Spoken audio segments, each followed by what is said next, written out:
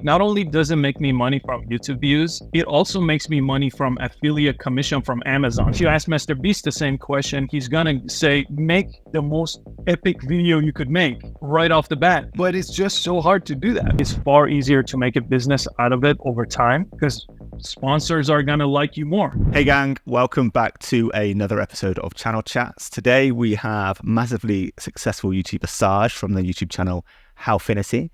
He's racked up over 735,000 subscribers, making video on AI, social media, and tech, with his highest video having over 8 million views. He's going to be here today helping us understand how he runs his channel and how he's grown so that we can understand what we need to do to grow our YouTube channel. So really fortunate to have him here. Saj, thanks for being here. Yeah, thank you for having me. We're going to jump into your journey and look at your channel in particular in a second, but I like to get these podcasts started with value straight out the door for our viewers. So a question I'd like to ask you just straight away is, what is a common mistake you as a seasoned established YouTuber, what mistake do you see the beginners and the smaller YouTubers making on YouTube a lot these days? I think the biggest mistake that I see, and it's the same exact one I made when I started, is everyone that I work with that I've seen create YouTube channels that doesn't know anything about creating a YouTube channel always starts way too broad. They have many interests in their life, right? It could be different topics that they want to cover, and they start from week to week changing that topic. So they're like, oh, let's make social media videos, then let's make, AI videos. Just like what I was doing the first week I started YouTube, all the way to the first year of starting YouTube, I really never narrowed it down. In fact, I was going all over the place all the time. Not even in the world of tech. I literally was making home improvement videos, self-improvement videos, relationship advice videos. I was anything that I thought would be tutorial-based type of content. The key was starting narrow with a very clear target audience in mind that you're making content for, and then you could build on that. It's much easier to start narrow and building than starting broad and taking things off your plate. So that's the most common mistake I see. Still, everyone does it, and it's really hard to not do it because most people don't have a single interest that they want to make a YouTube channel about, but it's really a must if you want to start a successful channel. Yeah, that's a mistake I see all the time too. And to be honest, I made the exact same mistake when I started my channel. I didn't really know what the channel was for or what it was going to be. So literally made a video about anything that popped into my head. And the problem with that, isn't it, is that you split your audiences. You get one audience that's interested in this topic and then another audience that's interested in this. So you just kind of don't build that momentum over time of returning viewers coming back to watch every single one of your videos, because every time you make a new video, you're only appealing to a fraction of that audience that you've collected in the past. Yeah. So completely understand that. Okay. So, you're at 735,000 subscribers now. You're getting thousands of views, millions of views on your top viewed video. Making how-to videos as well, which I think is really interesting. You've got a really unique perspective here. Say you're beginning from scratch. You've got a brand new channel now.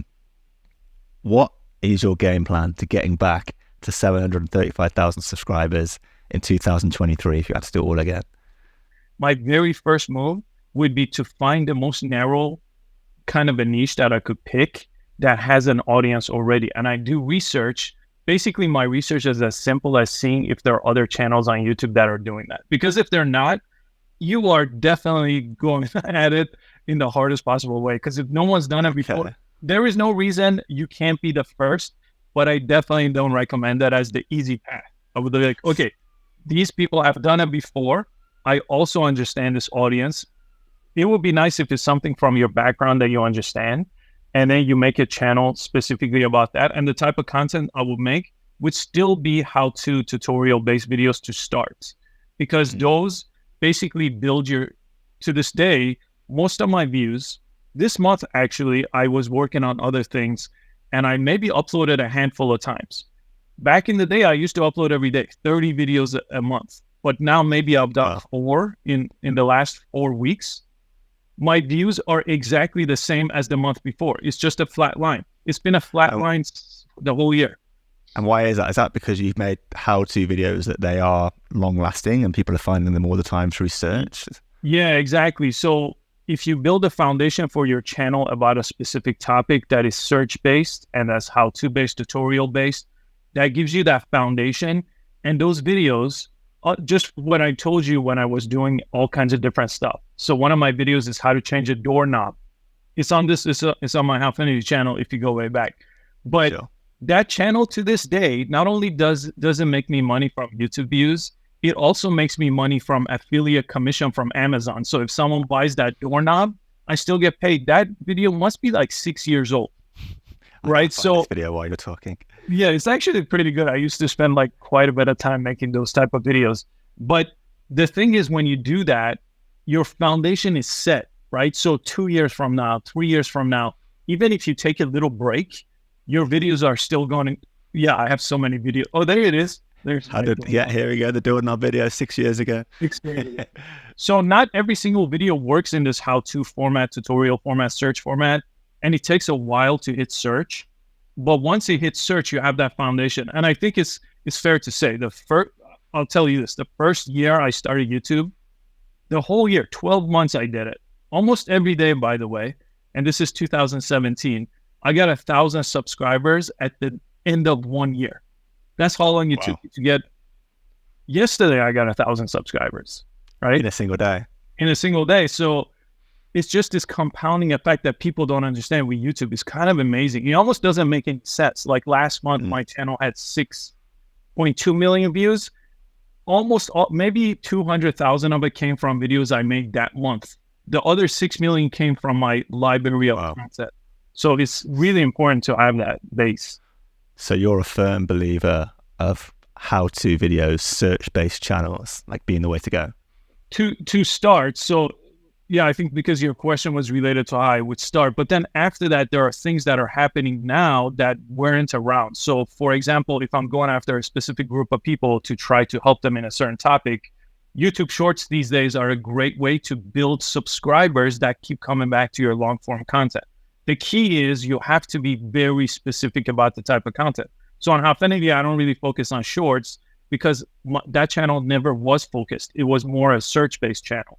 All my other channels, or if I'm growing a following on TikTok or Instagram, which I have, I really focus on the short-form content, again, for a very specific group, because those could get you, they'll really not become something you monetize or really build a business off of, but they do help you bring subscribers in. And as long as your long form matches the short form, as far as the type of value you provide, just in a longer context, then people stick around. So then that will be my second thing is like, okay, build a search-based library a little bit, maybe 20, 30 videos. That gets you better at making videos anyway. It's really easy to script them because if you educate, it's far easier to make a video than almost anything else, right? And then you build that short format. And then after that, I go after the suggestion engine of YouTube, which is, now can I make videos that YouTube is going to suggest? And that's a whole different ballpark where it's all about really interesting thumbnails and really interesting titles that have nothing to do with search. Okay, let me just stop you there because I think some people might be getting confused here. So okay, you've spoken about the benefits and you're starting with search, but then you've also spoken about the suggested algorithm. You know, in this hypothetical scenario, you're a brand new YouTuber starting. Are you doing one strategy up until a certain point and then the other one's taking over, or you mix yes. two? What's the benefits of it either, and when are you using it each? I think the search-based would be always, to this day, my number one strategy. I would do this for months, maybe like, depending on how much time you have, maybe you have a full-time job and you can't create as much as.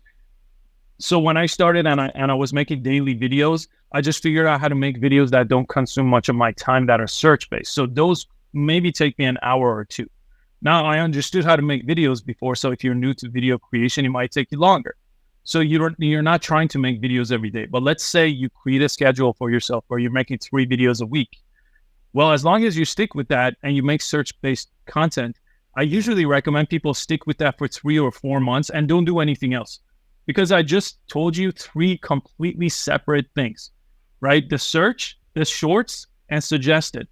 All entire different things to learn. And it's incredibly hard. And that's not what I did. I did search. Skill sets. Totally. I got good at search. Then I implemented suggested way, way, way later, right? I did search for in my case, I did search for years before I even understood suggested. But if I was teaching someone new, I think maybe within the first 6 months, they could start implementing those things. But if you're a brand new content creator, learning one of those things, honestly, is kind of challenging. So to try to learn, that's based on your first question, actually, this is another thing people do all the time. It's like drinking from a water hose, right? You're like, oh, here's YouTube. Cool. Here's 10 things, right? I just basically gave too much information of like 3 different things. But then they're like also, oh, but there's TikTok too. Maybe I'll take this to put up. Then, oh, there's Instagram. Nope, and it never works. Try and learn everything at the same time. And it never works. And then they're like, well, how do I monetize it now? What's an affiliate program? How do I get a sponsor? But it has to be very step by step. Like I didn't do a sponsored video for 2.5 years. My affiliates didn't work for 2 years. It takes a while to build up. So new YouTubers need to learn kind of one growth skill at a time. And you think the best starting point is search, get views through search. That's the skill to start with. Search is the easiest way. It literally is like, how do you record a podcast? Let's say that's my how-to. Okay, then I figure out all these things. It takes a while if you don't know how to do it to teach it, right? So I usually pick something I know how to teach. Not like if you told me how to make a podcast, I don't know. I would have to ask you to make that video, right? But if it's something I know, how to get good sound or how to get good video quality, I could teach that kind of stuff. And it's easy for me because I know it. Okay. So 6 years in, 735,000 subscribers down, you're getting thousands of views every video or with how-to videos. And if we jump to your channel, your most popular how-to videos are 8 million, 3 million, 3 million, amazing numbers. In this scenario where you're starting again and you're trying to grow as fast as possible, have you learned that there's any like particular type of how-to video or way about types of how-to videos you can make that are going to get more views, than other types of how-to videos? What are any quick wins there? Yeah, in the world of how-to, sadly, these are what some people are doing that seems to work. But the ones where there is actually no solution to the how-to, people are getting a lot of views, which I hate those type of videos. Wow. So Okay. Yeah, how does that work? So, for example, you could make a video on how to do something on Instagram that can't be done, where you just make the video. It could be some random video like how to get 1,000 followers on Instagram, but you don't know how, or in a day, in 24 hours or something. So I would 100% stay away from that. But if you do any research on your own, and if you're trying to follow this path, that's what you're going to see, and you're going to think it works. And it's the absolute worst way because, yes, you might get some quick wins. You might get some views right off the gate, but you don't build a real channel. Your audience is going to be mad at you. I've seen those videos. Sometimes they have like 30% thumbs up, right? So the majority of people are mad that you made that video in the first place. So why would you make a how-to video where there is no solution? And why do those videos do so well? Well, because people like me wouldn't make a video like that, right? So the bigger how-to channels, like, the how-to channels in the top one, we don't have those videos. So they're not in no competition. There's no competition. So then these people come and make those videos. So that is what I'm saying not to do. What I'm saying to do, though, you could make really good social media how-to videos. Like basically think of where people are. So people are on YouTube, on Instagram, on TikTok, whatever. So a lot of my viral videos early on were focused on things on Instagram, just how to do things on Instagram, not how to grow a following, just like basic stuff that anybody could make in 30 minutes of how to do something. And, a lot of my iPhone videos, for example, like my number one video you showed was how to transfer data from an iPhone to another iPhone. Now, it took me 5 years of making that video for it to rank that high where I could outrank Apple, because Apple has the exact same video. So for me to outrank Apple in search, well, I got to be basically doing it longer than Apple. So my channel's older than Apple's tech support channel, so I could outrank them. So this is not something I recommend new people do, but there's a million different things you could do in these simple things that are easy to basically think of anything that millions of people, in this case, billions of people use. Yeah. Then find you could use search. I use TubeBuddy. I use vidIQ. Those are a couple of different tools that you could use in addition to just the search box on YouTube. See what people are searching for. And then you're like, okay, do I know anything about that? Okay, can I do better than the search options that are available? In social media, you can, because they're usually not that good. Like people don't know that there's a lot of opportunity there. So you could easily make a video on how to edit a video on TikTok. I have that video. It has maybe 2 million views. Wow. Right. So stuff like that is really easy win, I think, if you're starting out, if you care about that kind of stuff. But if you are not interested in that, then that's not a good path. So you're finding the questions that potentially millions of people are going to be asking themselves. Like, yes. No point making a how-to video on a topic that only a few people are interested in. You're kind of, to get the biggest views, it's the broadest appealing topics possible. Yeah, except you still have to follow what I was saying in the beginning, which is still make it for a very specific people. So if you're going down this path, only make it about TikTok or only make it about Instagram. So creators that are trying to grow on TikTok or Instagram or watching your videos or trying to solve something there. Again, I wouldn't make iPhone videos. And this is, for example, when I was doing research when I started Howfinity, the most searched how-to video of all time is how to tie a tie. I have never made that video. Wow. Even early on, I never made that video because the how to tie a tie, I think YouTube search, maybe the number one video has 100 million views, right? Yeah. Nearly half of my entire catalog of content for one video has, but I never went down that path because that's another thing is like, you have to understand competition. So if there are videos like that, you're not going to come and make a how to tie a tie video and win in that world ever. or you might make too much competition. Too much competition. So you have to find that fine balance, which social media I found early on to be like that sweet spot because social media is constantly evolving. How to tie a tie is never evolving. So that video might be 10 years old, I think, the one that shows up in search right now, or the stuff I was doing, how to fix a drywall or how to fix a doorknob. They're super evergreen, meaning they could be good for 10 years from now. This video, literally the doorknob video, if I made that video today, it will still look exactly the way it looks, right? It looks really nice, and I would make it the same way. It wouldn't. It's not a time-sensitive video. It's information that's always going to be the same. Always going to be the same. So in tech, it's a little bit different, but the reason why I like that format is I could always update my videos, like how to transfer from iPhone 15 to 14 to 15. Well, next year is 15 to 16 or whatever, right? So each year I could just make a new version of that video, but then you don't have that whole longevity of what it's like. Even how to start a YouTube channel. I have a video about that, but sometimes YouTube moves things around. Just like 2 weeks ago, they moved their menu around. So it's not quite there.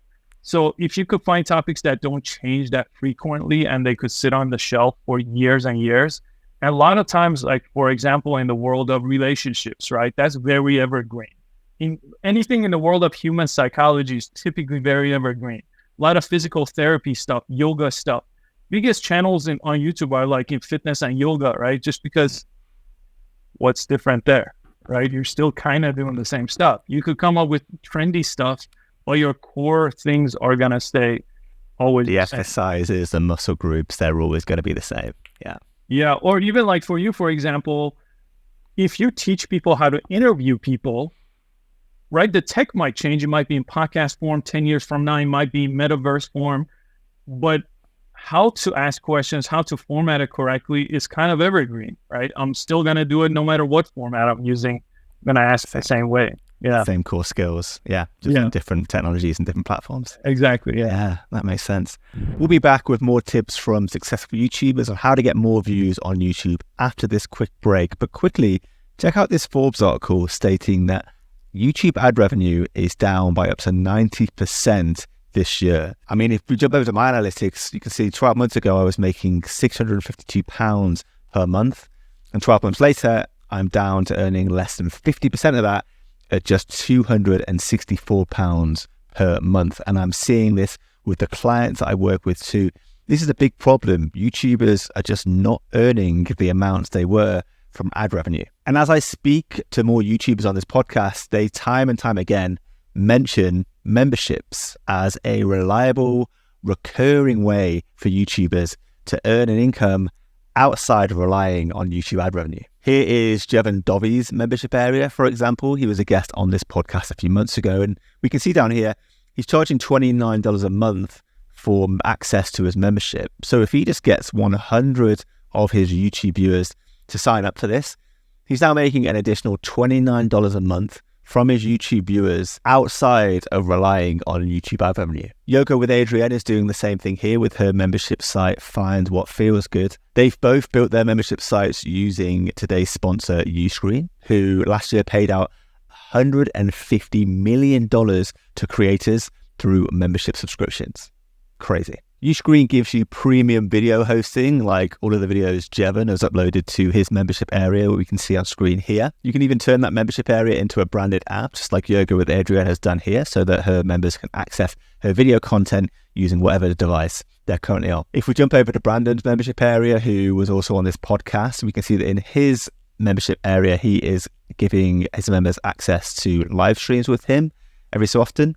And also there is a private community hosted within his membership site. Community and live streams being two other things that you can do on your membership area that you build using Uscreen. Uscreen knows that the idea of creating your own membership space can be intimidating for YouTubers, and that's why they provide these three things. They pair you with a dedicated success manager who talks you through an exact step-by-step plan of how much revenue you can expect to earn from your membership area and the exact effort required to get your membership space up and running. They've created a resource hub called Membership Plus to help you learn and grow your membership, packed full of video lessons, live workshops with expert creators, and the opportunity to just connect with other creators building a membership like you are. You can join up to that by clicking the link in the description to this video. And finally, if you have a membership already on another platform, then they'll migrate all of your content and your members from that platform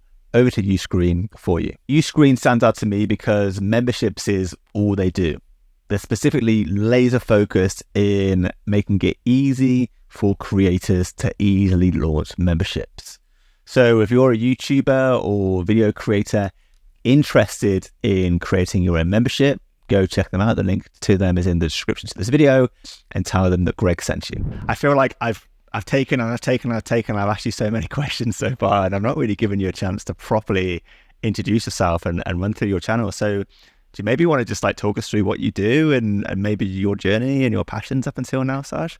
Yeah, sure. So the reason why I came up with this Howfinity concept, so my background, which is kind of gave me a leg up and kind of helped me get started, even though it still took me a long time to get going. My background is in film production. So I went to film school initially back in the day, and then I started a production company back in 2013, but it was direct exchange of time for money. That's what a video production company, working for clients. And so then Howfinity was, I was thinking, well, how do I do this where I have more of the upside and not just exchanging time for money? And I think it was one of those early on. This is why I like making those kind of videos about the whole YouTube world anyway on my channel, because from time to time, people that do this like you are really, I think, giving a good service, because it was one of those videos I saw early on that showed, hey, if you build a library of content, you could make money for years. Someone said what I just said. I was like, oh, wow. And they showed, they shared some numbers, they showed their dashboard, and they showed what I just said. Basically, that my views and my revenue for all of this year is a flat line, meaning it doesn't matter what I do or don't do. If you have that context or that content that's evergreen, you're going to be good, at some point. So once I figured that out with Howfinity, I've been able to basically really pour fuel on it and keep it going. Yeah, you've built your channel to hundreds of thousands of subscribers with informational how-to videos. And if we look through your channel, we'll see now, like, something I think that is quite unique to like informational how-to videos is the thumbnail style. There's definitely consistency and patterns that you see in how-to videos across the thumbnails. So, you've been doing this for 6 years now, obviously built up great success around making thumbnails in this niche. My question is, what do you think makes a good how-to thumbnail? Like, what is the essentials or the core things that should be in there that make a good thumbnail in this dish?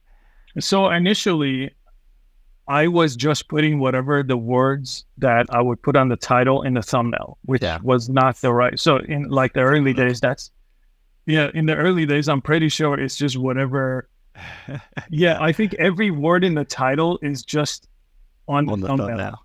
And for a long time, I think if you see, I'm never in the thumbnails. In fact, I'm never in the videos. I'm rarely in the videos. Like even the doorknob video, it's just my hands are in there, but you never see me. Maybe you saw me like 3 different times in 300 videos. Wow. So it was just my voice, because I'm like a behind the scenes kind of guy. I was doing video production for other people, and I was trying to make this evergreen thing where it didn't include me. So if I walked away, it still kind of worked. So for a long time, I just thought it should be that way. And then as I started experimenting more and more, like now I'm on the thumbnails all the time. I'm like in the videos all the time. And it took a really long time to get to that comfortable point of being able to do that. So do you think that's important on informational how-to videos, to put yourself in the thumbnail? No, I think it is now when I'm trying to go more specific into a niche that I want to be the expert in. If you're not trying to do that, and you're just trying to make how-to videos for education, I've seen plenty work without a face. It's usually good for retention, because sometimes it's like, especially if you're doing screen capture videos, it's nice to even have yourself in a little corner, a little, like a video recording app like Zoom, Loom, actually. Loom lets you go in the corner. It's good for retention, because someone could look at you and not just like a screen that's not moving for like 20 seconds. Sometimes that's really boring to keep people watching. Add some extra sort of visual interest to the video. Yeah, it just adds a little bit of something. Like, it's just the same reason why I prefer video podcasts over like audio podcasts, right? You could see people moving their hands and be expressive, and on audio, you're missing half of what's going on, in my opinion. Sure. But and what else are you trying to do in like every thumbnail that you're making to? So that's the one thing I started doing, where I only tried to use like 3 or 4 words, not the entire title in the thumbnail. Okay. So I was like, so let me write this is where, by the way, a lot of times I've been lately using ChatGPT, where I give ChatGPT the title and I said, give me a 3-word version of this title. And then it gives me 3 words that describe the same thing. Then I put those, or 4 words or whatever. Sometimes 3 words is not right. And then that becomes my thumbnail text. That's a really cool little hack. Like, get ChatGPT to give you the text to go into the thumbnail. Yeah, I still practice with even coming up with the title, but I feel like TubeBuddy and vidIQ, the other YouTube-based tools, give me better things, because they understand what's going on YouTube, what's being searched. They give me search volume, so I can go that route. But for the thumbnail, the other thing in the thumbnail you notice I do a lot is I have an arrow. For some reason, that's like a magic trick that seems to work a lot of times. One here. Yeah, I'm seeing a lot of arrows. Yeah, so that increases performance, you found. That's my secret little. Oh, you just put it out there now for the world. Yeah. And just going back to the text, you said you're not putting the full title in the thumbnail anymore. You're just putting 2, 3, 4 words in there. Yeah. In the thumbnail. Why is that? It's just, you look, when you look in search, right? Let's say you search something, you're going to see like 3 results or 4 results, right? Well, how can you stand out faster than everyone else? Well, if you have like 7 words, it just takes longer to read your thumbnail, right? Sure. People usually look at thumbnail and then maybe the title, depends on the person. Sometimes it's the other way around. So the title, I try to make sure it's exactly where you're going to get. How to transcribe audio to video, right? That's the title of this. So I want to make sure that's all. But then in the thumbnail, I'm just saying transcribe plus translate, right? It's really simple, where if you see that in search, it's going to show up. When I do it with suggested stuff, that's even more competitive, because now you're not competing against 3, 4 videos in search. You're looking at your YouTube homepage, seeing like 30 thumbnails. You're like, which one am I going to click on? Or if you're scrolling on your phone, which one's going to hold me right away with like, what's that? So if you go that route, you have to be really you have to think about your thumbnail far more than you think you would have to. In search, I don't have to think about it. I'm like, here's the title, ChatGPT, give me 3 words. I put it there. The rest of the design took a long time, a lot of practice to get to where I'm at. And now I have help with the design of thumbnails. But with suggestion, it's like, really think about it. It's like, here's my topic. How can I now make people be interested and intrigued and really need to see what's in here? Right? It's interesting. There's a different approach to making a thumbnail on whether you intend for that video to be found in search results or whether you intend for it to be pushed onto people's homepages and show up in the suggested feed. For sure. And what I've got you, because you're doing great with thumbnails in the education space, and like I said, I often see patterns with like top performing how-to and information channels. Like their thumbnails have a certain look and they just pop and look great. And I'm seeing this in yours now. Like they really stand out and they've got like cool background stuff going on and they look great. Yeah. But if we look at my channel, it's not the same. I'm going to try to.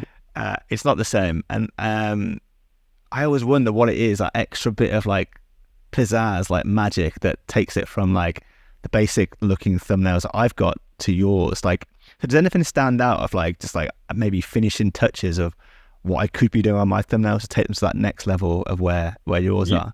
I feel like yours are good if you were just approaching search, just because they're really easy to understand. A lot of the bigger channels, if you look, they're just as simple as yours. Like Mr. Beast makes videos or thumbnails like yours where they're like very on the simple side. So I really like, hey, you're using arrows there. That's good. Yeah. You found my secret of arrows. Ahead of you on that one. Yeah, but no, I think they're good. The extra stuff that makes it pop and it's improved my click-through rates are just like for example, right there on this person, you could put like a glow behind them. Just like, I'm assuming you use Photoshop to do these? I do, yeah. Yeah, just little glow to make people just kind of be more separated from the background seems to help. Just little like pops of color in the back. It makes it a little bit more busy, but sometimes it's very attention grabbing. The use of blue and yellow are also my 2 favorite colors. I use yellow all the time, especially for text. So I think you got that down. I also feel like mine just look a bit flat as well. You know, like yours seems to stand out pop where mine seem a bit flat. I think it's those bevel additions, those drop shadows, those like outer glow. I mean, these are like Photoshop terms, but those things really start to bring it together. And those, I started adding them. Your thumbnails are probably like what my thumbnails were like 3 years ago. And then every time I would be like, okay, what can I do? What's other additional fonts can I test out? Like this font, I don't even know how to say it, but it's called Bebas, Bebas. It's like a really bold font, and it just really pops. And if you put those drop shadows and those little like for example, look right there on top of Midjourney, you see how there's that little glow on top. It's like a little subtle little layer. But those little things, I found that if I add those, it just makes it totally pop compared to what's out there. So these are based on competition that I've seen. I was like, are people doing thumbnails at this level in my niche? No. So let me see if it works.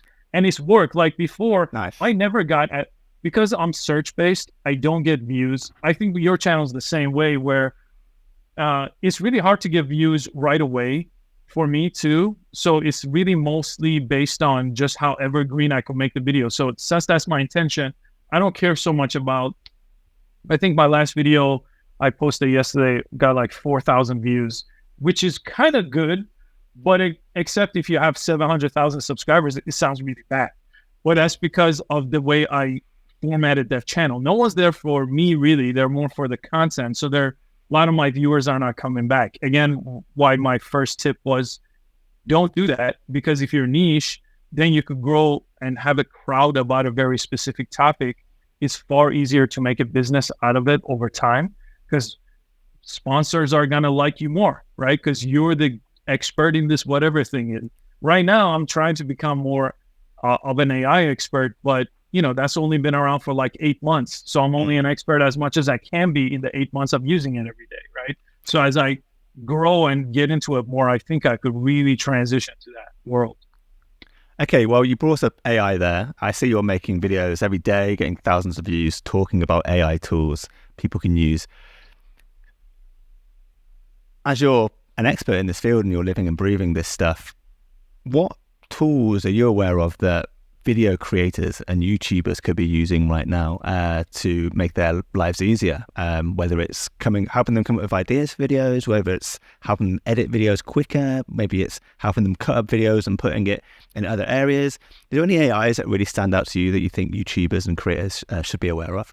Yeah, I'm going to give you kind of a stack of tools here that I think are really useful. So typically, a lot of people have used ChatGPT to some extent. Maybe they can't figure out how to use it because if you just give it a simple question, it's going to give you some generic response that never works. So, for example, one of the things I use, I'll start with, is how I prompt ChatGPT, which instead of just saying, hey, write me a YouTube script about this topic, which is a lot of people are doing, and then they get some generic output, I don't do that at all. In fact, every time before I ask it any question, I say, hey, I'm going to give you 2 paragraphs of text that I wrote. And this is something I would write myself. And I say, I want you to analyze this and understand my writing style. Don't do anything else. Just tell me once you understand my writing style. So this is called prompt priming. So if I prime it that way, then when I ask a question right after that, it's going to write it a lot more like me. And then I would continue that conversation with ChatGPT and say, okay, now fine tune it this way. Now shorten it this way. Now do this for it. Now give me 10 different titles for what you just wrote. And then I do all that. And then when I get to the very bottom, this is something that I just kind of found by accident, but it's like the best prompt I found. At the very bottom of it, I say, okay, I like where we got to. Now give me the perfect prompt to get us back to the same exact place next time we start a conversation. Then ChatGPT gives me a prompt. Maybe I've been talking to it for 30 minutes to get the perfect script. And I went back and forth 20 times. Now I have a prompt. I copy paste it to my notes app. I only have to do this one time for whatever type. If I'm doing it for making ads or making TikTok scripts, I do it one time. Then I have that prompt now. Then next time I come to ChatGPT, I start with that prompt. I might prime it still where I say, learn my writing. But then after that, it knows everything that I had the back and forth about. So that's how I use ChatGPT. So you're using ChatGPT and you're focusing on prompts to make sure you're getting the best results possible and saving yourself time in the future. But what exactly would a YouTuber or video maker use ChatGPT for? Is it for titles or scripts, or what are you thinking? No, yeah. For example, it would be if you have no idea where to start, the best way is to do what I just said and get it to kind of write you a script, but don't use that script as is. Even though you could prime it and get it to really write as much like you as possible, it gives you a really clear foundation of how to start. Then the thing I use all the time is the first 5-10 seconds of your video makes all the difference. This is where like 40% of people leave. This, like most people that start YouTube don't know this and they like freak out. They're like, my videos are terrible. Look at this graph, 40 people. It's like 30 seconds in, I lost half the people. What's going on? Well, you should spend a lot of time in the first 10 seconds of your video. More than the rest of your video, a lot of times I spend like the editing and everything else. I make the... So I asked ChatGPT, give me a hook for this specific YouTube video. Give me 10 different hooks. And the hooks are maybe 1 or 2 sentences. Then I read each one. And I'm like, okay, this is really good. I'm going to use this one. Or I might reuse that for another video. So usually just coming up with a draft of kind of give me ideas how to format the video. Then I go and take it and make it my own. And then coming up with hooks. Then usually, coming up with different titles. But then I use other like vidIQ and TubeBuddy have really powerful AI tools now that help you with search based and suggestion based type of titles. So I use it. I've heard this. I need to check those tools out. Yeah, they're really useful for that. They both have a free version too that I used before I upgraded. And then once I'm done with kind of ChatGPT could do a lot of these things, right? So there's like a whole world of it that you could explore. But after that, some of the other tools that I really like are there's this tool called Pictory. So Pictory I use basically, let's say you record a video, you drop it into Pictory AI. Pictory AI fully transcribes the video just as soon as you drop it. So all the So let's say I'm making a video in English. Here's all my words. All I have to do is edit the words, and he edits the video. So I just go into the Word doc of Pictory, take out a sentence. Well, that just got edited out of the video. I don't even need to know video editing to do that. Then you add additional footage, which Pictory automatically finds for you. So it goes to, they have a partnership with Storyblock. So based on the words you said, it finds relevant, what's called B-roll, like additional clips to go on top of you talking. So I've made a friend of mine just rolled out an entire YouTube video. I'm not sure if it's got to work or not. He's only like 6 videos in, but it was all made with Pictory. It's like he wrote the script with help of ChatGPT, dropped it in there, edited it with that, got the B-roll. He even has AI generated voiceover and captions too. It's all like in one bundle. So that's another tool that I use all the time.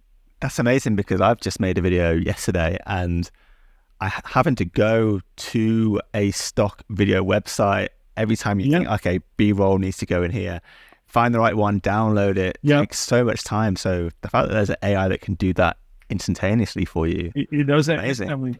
Yeah, and even the ones I still use sometimes, like I use a platform called Envato Elements, where they have like music and clips and everything. They just added an AI search function that's been saving me a ton of time. So I just search with the AI search, and it finds the clip I want, not like browsing over clips. So it doesn't fully like put it in the video like Pictory does for you. You still download and put it in your traditional workflow. And I'll mention one last tool. There's a tool called, most people don't know this tool, but it's been really incredible. I put it with any type of course I have as well. It's called deepl.com. And deepl.com, what you do is you could use different tools like Pictory. There's a app called Descript, you probably know about in the podcast world, is really big for audio editing and transcribing. But you take a transcription of a video, you give it to DeepL, and you could make it to 23 different languages very quick. It's almost like instant. So you could translate. So all my course contents that I've made are in 5 different languages, and it takes me maybe 1 minute per like 10-minute tutorial to do it. Is this, it's giving you in different languages in text, like captions, or in audio? In text? No, it's still amazing. It's in text. You could do, there's tools like there's a tool called 11 Labs that changes and transcribes and translates and makes AI voices. This is just for me making that video accessible, because English subtitles are really critical, especially like, YouTube still does a bad job, for example, doing that. So as much as I could put in the time to make it accessible to more people, but once I make the English version, which usually Descript does that for me, then I go on to DeepL and I translate it to multiple languages. And I was starting to, YouTube is actually rolling out something native inside of their platform to be able to do this now. They were testing it out. Yeah, so this will be great. Something in YouTube that's going to make your videos multilingual, I guess is the right term. Like, understand by different languages. Yeah, that's incredible. Yeah, that would be, imagine right now, my audience is pretty like the world is a big place, right? And if I've been able to get something like 200 million views on the Howfinity channel, well, they're all in English, right?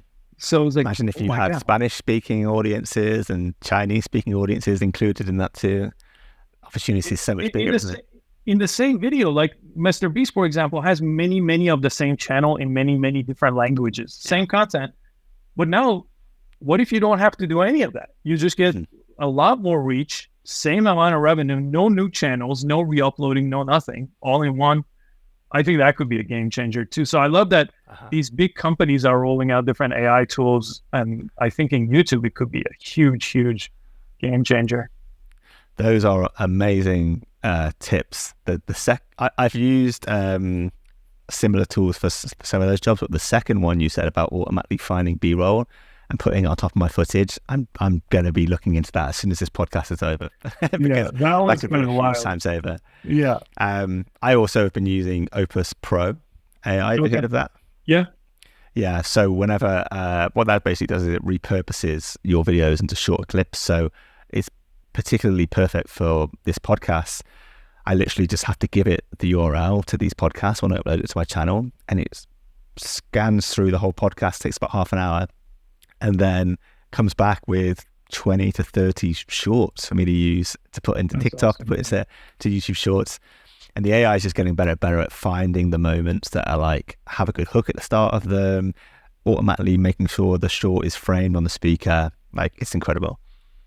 Yeah, no, that's great. No, I think a lot of these tools are just, at first, I think a lot of people were fearful that it was going to replace people. But I think as the tools became more practical and we started using it, we realized it just could make us a whole lot more productive.